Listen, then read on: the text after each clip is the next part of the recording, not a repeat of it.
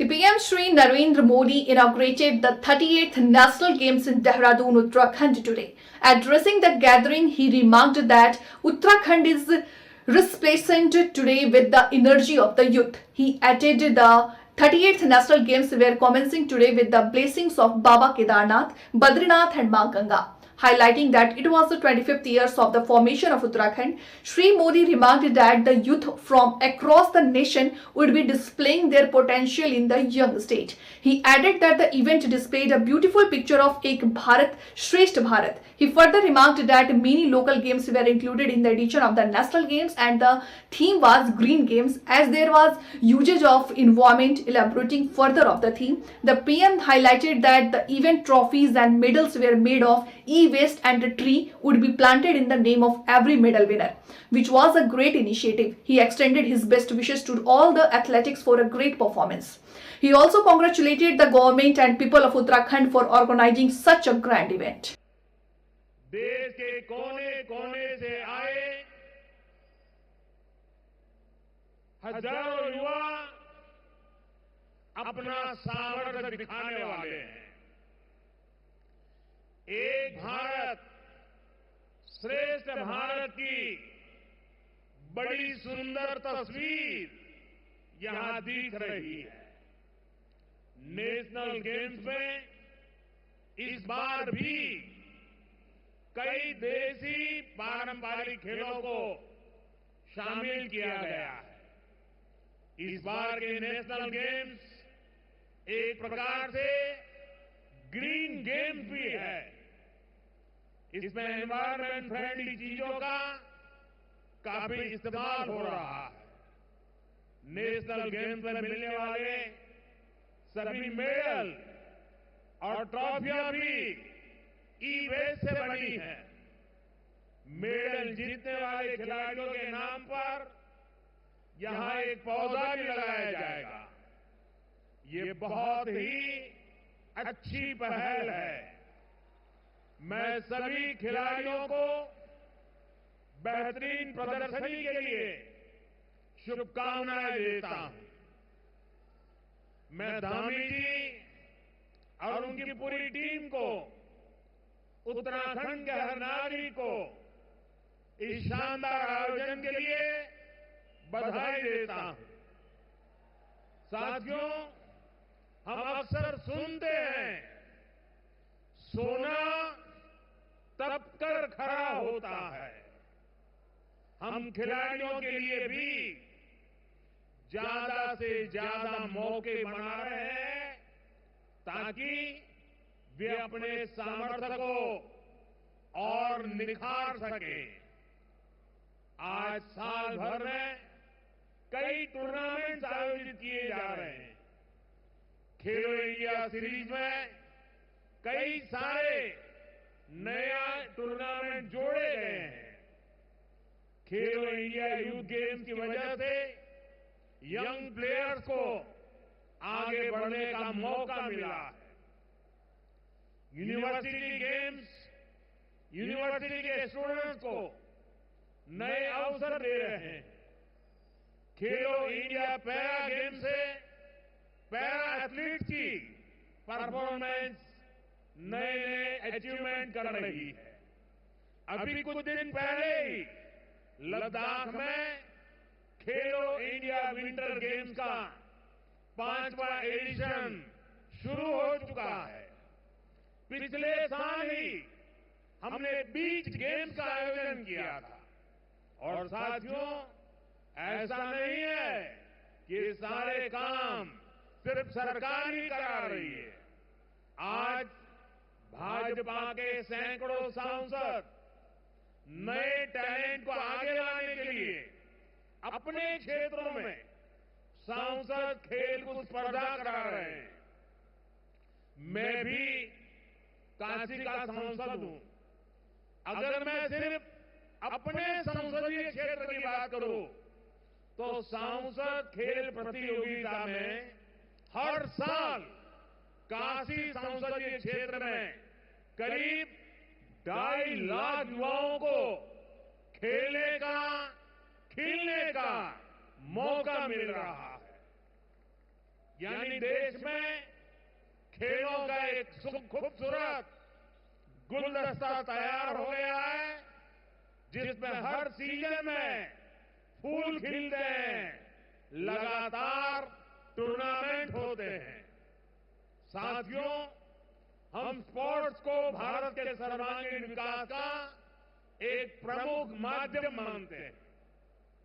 जब कोई देश स्पोर्ट्स में आगे बढ़ता है तो देश की शाख भी बढ़ती है, देश का प्रोफाइल भी बढ़ता है। इसलिए आज स्पोर्ट्स को भारत के विकास से जोड़ा जा रहा है। हम इसे भारत के युवाओं के आत्मविश्वास से जोड़ रहे हैं। आज भारत दुनिया की तीसरी बड़ी आर्थिक ताकत बनने की ओर अग्रसर है। इसमें स्पोर्ट्स इकोनॉमी का बड़ा हिस्सा हो, ये हमारा प्रयास है।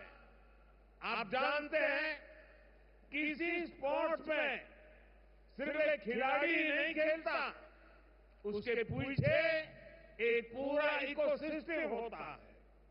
कोच होते हैं, ट्रेनर होते हैं, न्यूट्रिशन और फिटनेस पर ध्यान देने वाले लोग होते हैं, डॉक्टर होते हैं, इक्विपमेंट्स होते हैं। यानी इसमें सर्विस और मैन्युफैक्चरिंग दोनों के लिए स्कोप होता है। ये जो अलग अलग स्पोर्ट्स का सामान पूरी दुनिया के खिलाड़ी यूज करते हैं, भारत उनका क्वालिटी मैन्युफैक्चरर बन रहा है। यहां से मेरठ ज्यादा दूर नहीं है, वहां स्पोर्ट्स का सामान बनाने वाली 35,000 से ज्यादा छोटी बड़ी फैक्ट्रियां हैं। इनमें 3 लाख से अधिक लोग काम कर रहे हैं। ये इकोसिस्टम देश के कोने कोने में बने, आज देश इसके लिए काम कर रहा है। साथियों, कुछ समय पहले मुझे दिल्ली में अपने आवास पर ओलंपिक्स टीम से मिलने का अवसर मिला। बातचीत के दौरान एक साथी ने पीएम की नई परिभाषा बताई थी। उन्होंने कहा कि देश के खिलाड़ी मुझे पीएम यानी प्राइम मिनिस्टर नहीं, बल्कि परम मित्र मानते हैं।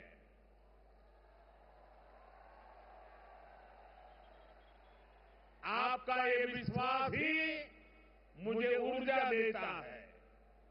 मेरा आप सभी के टैलेंट पर, आपके सामर्थ्य पर पूरा भरोसा है। हमारी पूरी कोशिश है आपका सामर्थ्य बढ़े, आपके खेलें और निखार आए। बीते 10 सालों में देखिए, आपके टैलेंट को सपोर्ट करने पर हमने निरंतर फोकस किया है। 10 साल पहले स्पोर्ट्स का जो बजट था, वो आज 3 गुना से ज्यादा हो चुका है। टॉप स्कीम के तहत ही देश के दर्जनों खिलाड़ियों पर सैकड़ों करोड़ रुपए का निवेश किया जा रहा है। खेलो इंडिया प्रोग्राम के तहत देश भर में आधुनिक स्पोर्ट्स इंफ्रास्ट्रक्चर बनाया जा रहा है। आज स्कूल में भी स्पोर्ट्स को मेनस्ट्रीम किया गया है। देश की पहली स्पोर्ट्स यूनिवर्सिटी भी मणिपुर में बन रही है। साथियों, सरकार के इन प्रयासों का नतीजा हम ग्राउंड पर देख रहे हैं। मेडल टेरी में दिखाई दे रहा है। आज हर इंटरनेशनल इवेंट में भारतीय खिलाड़ी अपना परचम लहरा रहे हैं। ओलंपिक्स और पैरालंपिक्स में हमारे खिलाड़ियों ने इतना अच्छा प्रदर्शन किया है। उत्तराखंड से भी कितने ही खिलाड़ियों ने मेडल जीते हैं। मुझे खुशी है कि बहुत से मेडल विनर आज आपका हौसला बढ़ाने के लिए यहां इस वेन्यू पर भी आए हैं।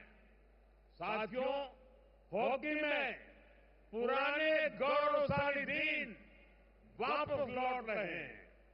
अभी कुछ दिन पहले ही हमारी खो खो टीम ने वर्ल्ड कप जीता है। हमारे गुकेश जी ने विश्व शतरंज चैंपियनशिप का खिताब जीता तो दुनिया हैरान रह गई। कोनेरू हम्पी महिला विश्व रैपिड शतरंज चैंपियन बनी। ये सफलता दिखाती है कि भारत में कैसे स्पोर्ट्स अब सिर्फ एक्स्ट्रा करिकुलर एक्टिविटी नहीं रह गया है। अब हमारे युवा स्पोर्ट्स को प्रमुख कैरियर चॉइस मानकर काम कर रहे हैं। साथियों, जैसे हमारे खिलाड़ी हमेशा बड़े लक्ष्य लेकर चलते हैं, वैसे ही हमारा देश भी बड़े संकल्प लेकर आगे बढ़ रहा है। आप सभी जानते हैं कि भारत 2036 ओलंपिक्स की मेजबानी के लिए पूरा जोर लगा रहा है। जब भारत में ओलंपिक होगा तो वो भारत के स्पोर्ट्स को एक नए आसमान पर ले जाएगा। ओलंपिक सिर्फ एक खेल का आयोजन पर नहीं होता, दुनिया के जिन देशों में भी ओलंपिक होता है वहां अनेक सेक्टर्स को गति मिलती है। ओलंपिक्स के लिए जो स्पोर्ट्स इंफ्रास्ट्रक्चर बनता है उससे भी रोजगार बनता है। भविष्य में खिलाड़ियों के लिए बेहतर सुविधाएं बनती हैं। जिस शहर में ओलंपिक्स होता है वहां नया कनेक्टिविटी इंफ्रास्ट्रक्चर बनता है।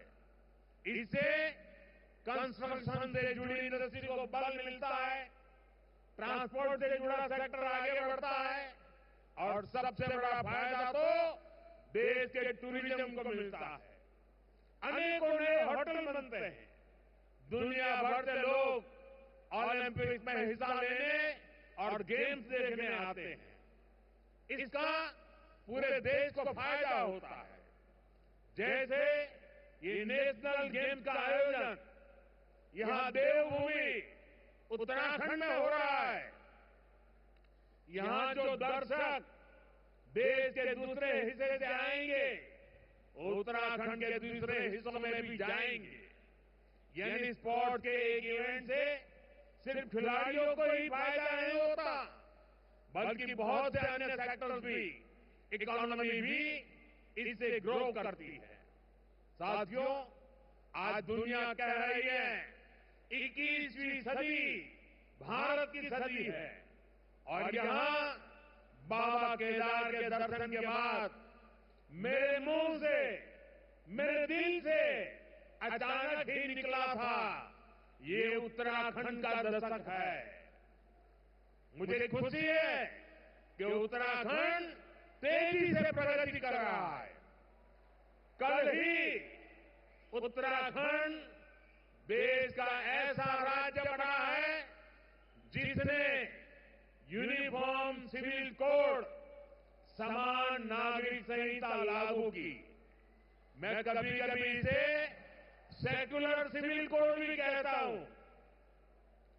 समान नागरिक संहिता हमारी बेटियां, माताओं बहनों के गरिमापूर्ण जीवन का आधार बनेगी। यूनिफॉर्म सिविल कोड से लोकतंत्र की स्पिरिट को मजबूती मिलेगी, संविधान की भावना मजबूत होगी। और मैं आज यहां स्पोर्ट के इस इवेंट में हूं तो इसे मैं आपसे जोड़कर भी देखता हूं। स्पोर्ट्समैनशिप हमें भेदभाव की हर भावना से दूर करती है। हर जीत हर मेडल के पीछे का मंत्र होता है सबका प्रयास। स्पोर्ट से हमें टीम भावना के साथ खेलने की प्रेरणा मिलती है। यही भावना यूनिफॉर्म सिविल कोड की भी है। किसी से भेदभाव नहीं, हर कोई बराबर। मैं उत्तराखंड की भाजपा सरकार को इस ऐतिहासिक कदम के लिए बधाई देता हूं। साथियों, उत्तराखंड में पहली बार इतने बड़े पैमाने पर इस तरह के नेशनल इवेंट का आयोजन हो रहा है। यह अपने आप में बहुत बड़ी बात है। इससे यहां रोजगार के भी ज्यादा अवसर बनेंगे। यहां के युवाओं को यहीं पर काम मिलेगा। उत्तराखंड को अपने विकास के लिए और भी नए रास्ते बनाने ही होंगे। अब जैसे उत्तराखंड की अर्थव्यवस्था सिर्फ 4 धाम यात्राओं पर निर्भर नहीं